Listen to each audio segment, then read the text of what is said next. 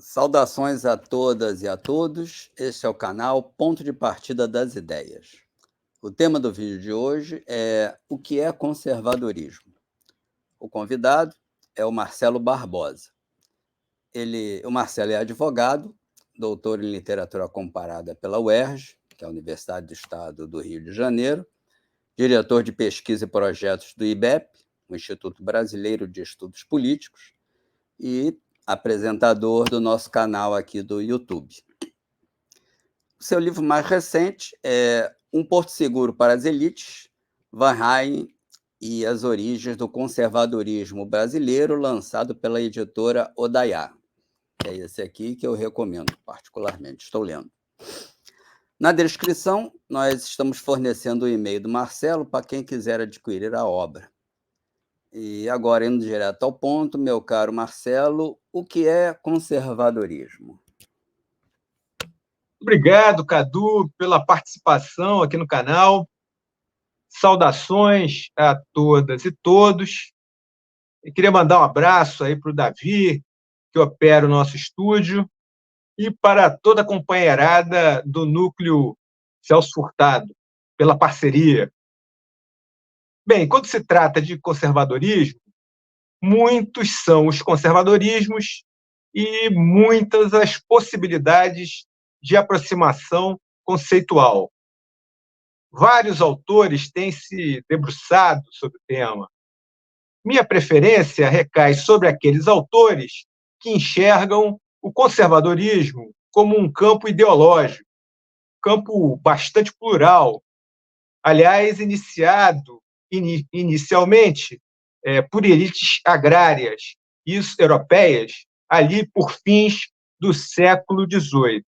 Ou seja, grupos sociais que, conscientes do caráter irreversível do advento da modernidade burguesa e do fim dos antigos regimes monárquicos, orientaram-se por uma consigna específica.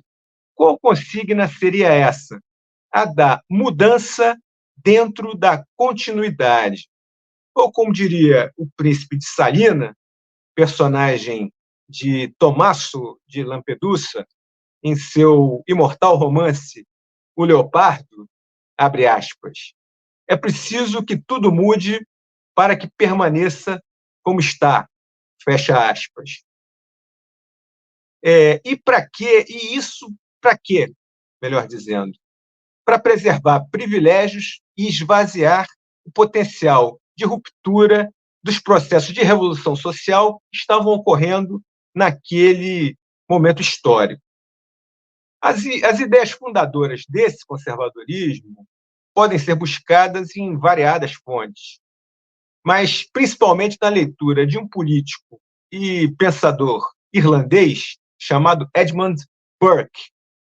Foi este o autor que situou o conservadorismo numa região muito próxima, embora distinta, tanto do liberalismo quanto da extrema-direita. Desse modo, o conservadorismo, na maioria das suas derivações, poderia ser identificado como uma corrente de centro-direita. O motivo pelo qual conservadores não se confundem com liberais é uma certa atitude de impor limites à mão invisível do mercado. O operador político dessa corrente é, por excelência, o Estado. Conservadores também divergem da extrema-direita na medida em que preferem e advogam formas, ainda que elitistas, de democracia representativa como regime de governo. Claro, todas essas distinções são de natureza teórica. No plano prático, nem sempre é assim. É conhecida a oscilação das forças da tradição em face de conjunturas de esgarçamento do tecido social, de polarização social. Quando acossados pelo dilema de escolher entre a ordem e a igualdade, os conservadores quase sempre optam pela ordem. Claro, uma das exceções a esse comportamento quase genético ocorreu quando, diante da ameaça nazista e fascista quadros conservadores como De Gaulle e Winston Churchill aliaram-se à União Soviética de Stalin durante a Segunda Guerra Mundial. No tempo atual, há muita apropriação desse termo, desse rótulo, melhor dizendo, de conservador. Várias correntes que não têm proximidade com as práticas e o discurso do conservadorismo histórico se utilizam dessa nomenclatura. Isso teve início com a chegada ao poder da baronesa Margaret Thatcher no Reino Unido e, principalmente, de Ronald Reagan nos Estados Unidos. Esse processo se apoiou em pelo menos duas esporas ideológicas, principalmente no caso americano, né? As doutrinas econômicas de Friedrich Hayek e Milton Friedman, né? Entre outros, né? Esses dois economistas foram mais, digamos assim, emblemáticos, né?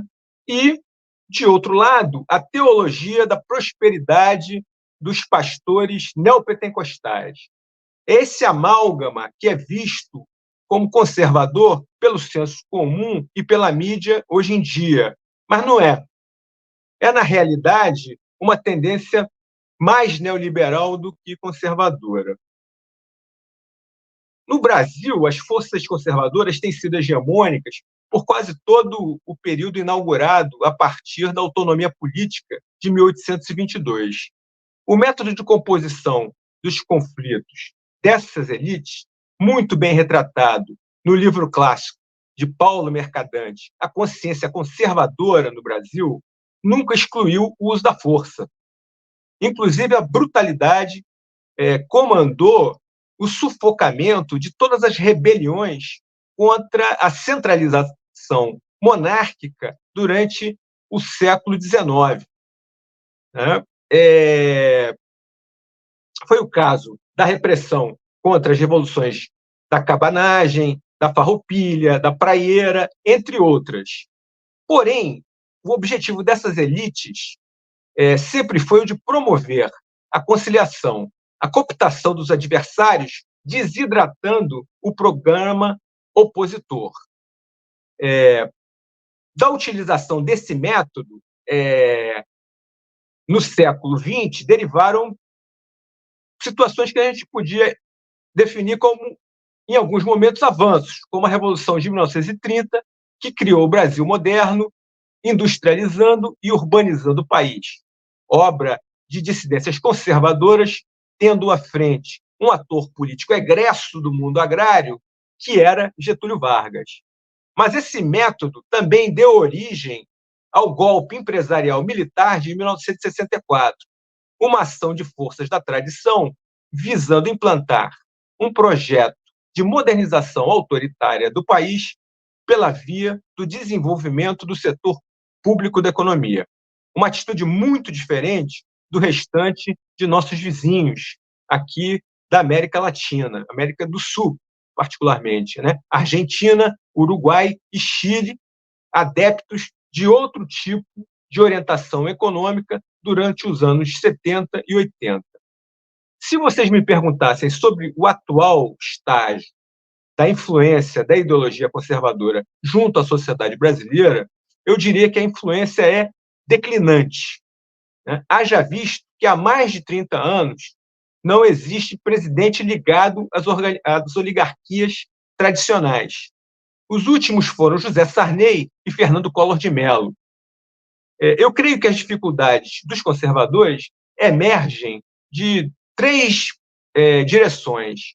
Pela esquerda, há uma crescente reação a uma agenda de costumes que seja discriminatória em relação a direitos de mulheres e grupos LGBTQIA+. Pela direita, o conservadorismo sofre a concorrência de outras linhas de pensamento no campo das elites, em especial o neoliberalismo das frações mais modernas do empresariado. Pela extrema-direita, há o crescimento do bolsonarismo, que rompeu um dos pilares do conservadorismo tradicional, que é o elitismo. Com isso, o fascismo, ou melhor, o neofascismo, se vale de uma enorme base de massa especialmente religiosa, no seio das classes populares, lugar onde nunca o conservadorismo obteve implantação. Quer dizer, eu não quero dizer com isso que os conservadores não tenham, digamos assim, exercido influência sobre os setores de baixo da população, manipulado as expectativas das parcelas mais humildes. Não estou dizendo isso, eu estou dizendo que esse tipo de coisa aconteceu sempre de fora para dentro. Ao contrário da situação do bolsonarismo, né, que conseguiu, essa é uma verdade inegável, né, construir uma base junto aos elementos de baixo da pirâmide social brasileira. Eu vou concluir com um toque pessoal. Quando avisei para os amigos que ia estudar a ideologia conservadora sob a supervisão do mestre João César de Castro Rocha, o que muito me embaidece, neste recorte de século XIX, com foco em Van Hagen, que é o tema do meu livro novo, aqui o Cadu gentilmente fez alusão, as pessoas disseram, tudo isso é muito interessante, mas está muito afastado no tempo. Né? E eu sempre respondia, não, há muitas questões nesse passado que interessam ao presente. Ou seja, se você fizer uma análise comparativa, irá ver o quanto que a representação política das classes dominantes amesquinhou-se.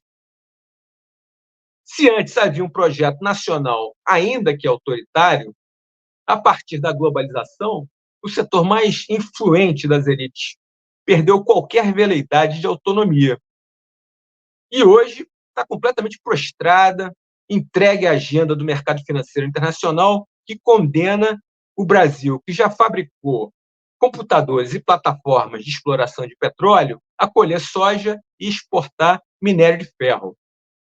De igual maneira, se antes o método de composição de conflitos de que fiz referência era o da conciliação, agora as hordas fascistas fazem da violência psicológica e até física, como no caso das milícias, o seu passaporte para disputas eleitorais. Ao fim e ao cabo, há um conjunto de mudanças estruturais no país, de cerca de 40, 50 anos para cá, mudanças profundas, e o nosso campo de esquerda continua agindo como se os nossos oponentes ainda fossem os mesmos de 200 anos atrás. Nós não estamos mais enfrentando a Casa Grande, que perde gradativamente a sua força. Nossos oponentes são, no sentido metafórico, a Faria Lima e a turma da Terra plana. Muito bom, Marcelo. Muito obrigado. E após esse ponto de partida apresentado por você, que sugestões de leitura você faria para quem quiser começar a se aprofundar no assunto? Eu, mais uma vez, tomo a liberdade de sugerir o seu livro, que eu estou lendo com entusiasmo, que muitos elementos do que você fala aí, eu verifiquei aqui, né? Estou verificando, e até pediria para o nosso querido Davi recolocar o e-mail para que as pessoas que estiverem interessadas no livro puderem adquiri-lo. Por favor, Marcelo, suas sugestões. Agradeço, Cadu, agradeço aí o seu comercial, digamos assim. Eu teria digamos assim, três indicações de leitura, né? Duas de obras clássicas, né? E uma de uma obra mais recente que me chamou a atenção. Né? Entre os clássicos, né? Inclusive que eu fiz referência aqui hoje, eu indicaria as reflexões sobre a Revolução na França, do Edmund Burke. Né?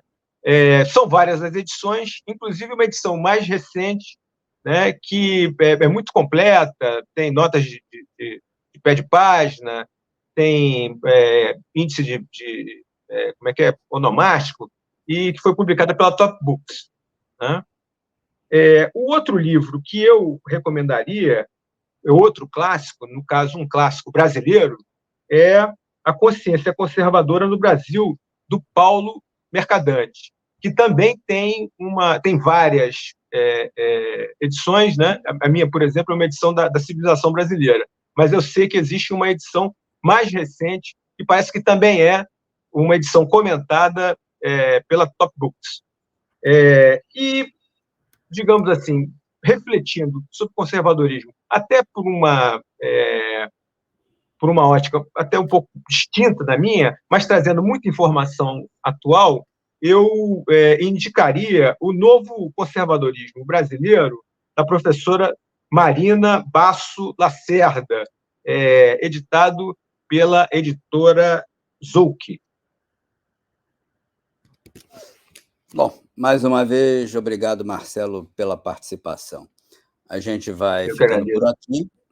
E, por favor, os que gostaram, peçam que deem uma curtida, inscrevam-se no canal e divulguem esse e os outros vídeos entre os amigos. Então, meus queridos, até a próxima. Obrigado.